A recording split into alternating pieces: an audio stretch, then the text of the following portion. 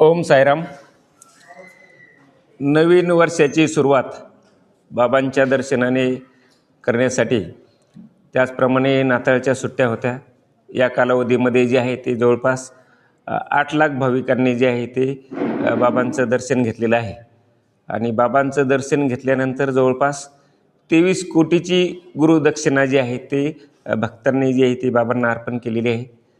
त्यामध्ये प्रामुख्याने 10 कोटीची दक्षिणा जी आहे ती ऑनलाईन प्राप्त झालेली आहे. 6 कोटी रुपये जे आहे ते दक्षिणा पेटीमध्ये प्राप्त झालेले आहेत. 2,42,00,000 जे आहेत ते पेड पास दर्शन. नंतर देणगी काउंटरवर जे आहे ते 3,22,00,000 रुपये प्राप्त झालेले आहेत. 80 लाखाचा सुवर्ण मुकुट जो आहे तो प्राप्त झालेला आहे. असे जवळपास 23,29,00,000 रुपये जे आहेत ते 25 डिसेंबर ते 1 जानेवारी या कालावधीमध्ये साईबाबा संस्थानला देणगी स्वरूपामध्ये प्राप्त झालेले आहेत.